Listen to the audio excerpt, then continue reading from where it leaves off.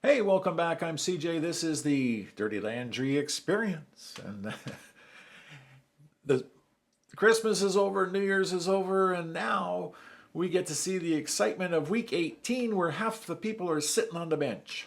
Yeah, well, playoffs are coming in a couple of weeks, so it gives us a chance to kind of redo the preseason, if you will. I mean, you got Carson Wentz starting in Kansas City, and on it goes. But the biggest conversation that's happening this weekend isn't who's going to make the playoffs and who isn't going to make the playoffs. It's about the rookie of the year in the National Football League. And the combatants are Bo Nix, who everyone now is kind of like pushing that way, and JAYDEN Daniels. And all he's done during the course of the year is win the Rookie of the Week 10 times. I think it's just 10, right? Yeah, 10 times.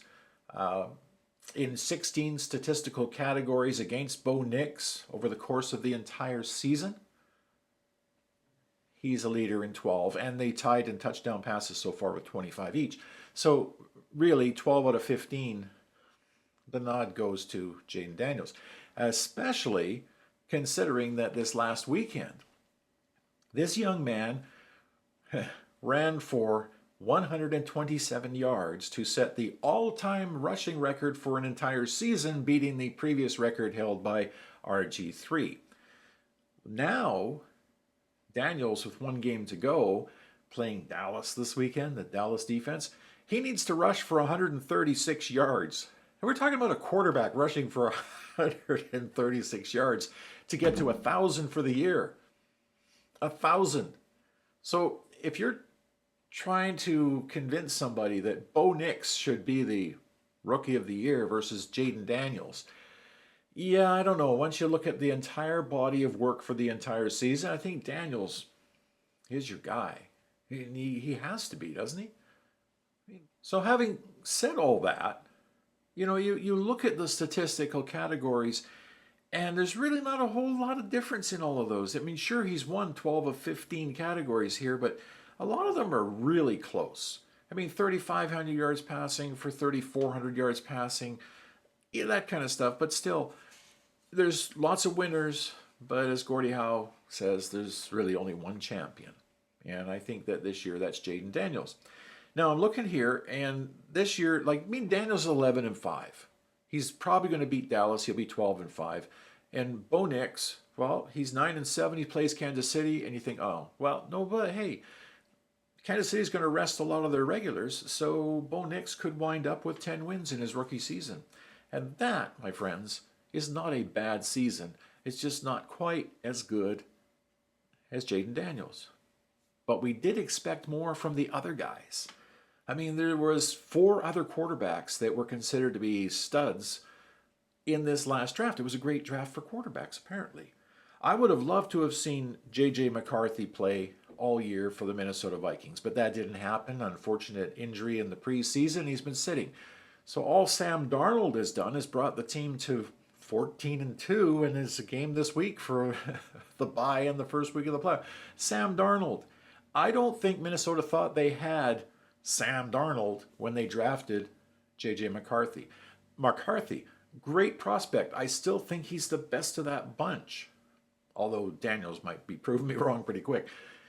But Minnesota, I don't think they're going to keep him. I think they're going to move him.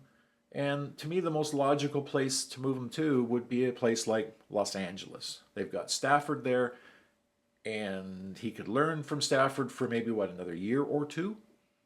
That's a really good spot and a great way for Los Angeles to get themselves a new starting quarterback soon.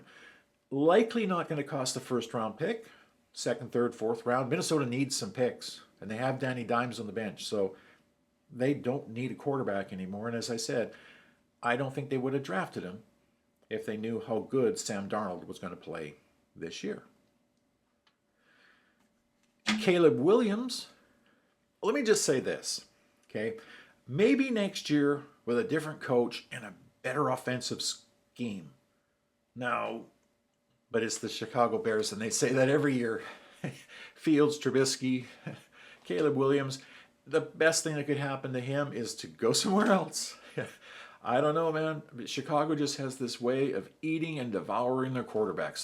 They haven't had one, you know. Well, let's just leave that one alone, okay? Let's go on now to Drake May.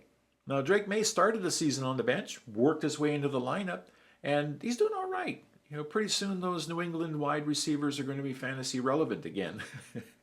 But he's had a good season, not a great one, but a good season considering the team that he has there in front of him. I mean, they're likely to have first pick overall. So that team will improve next year and the year after, and they brought him along the right way. So I think that Drake May will be fine. He's not going to win Rookie of the Year. But the last guy I wanted to talk about, Michael Penix Jr. And what I don't like about that is that they put him in as the starting quarterback ahead of Kirk Cousins while they're in a race for the final playoff spot. He's done okay. He's 1-1. I don't think he's done anything that Kirk Cousins couldn't have done. And they're going into this weekend. They need a win and a whole bunch of help and all that kind of stuff to get in the playoffs, and they're going with Penix. Nothing wrong with Penix. But Kirk Cousins is the guy that I would want to be there, unless there's something wrong. Like that Achilles, I had that. And I got a feeling he just wore out and he doesn't have it anymore for this season, which is why Penix, that's the real reason Penix is playing. But, you know, when Penix played in college, where's the list here? Oh yeah, personal injury list. 2 torn ACLs, 2 shoulder injuries, a partridge in a pear tree, and an ankle injury in the national championship game. So last year during the draft, it was a real surprise that he went 8th overall. But I got a feeling this letter had something to do with it.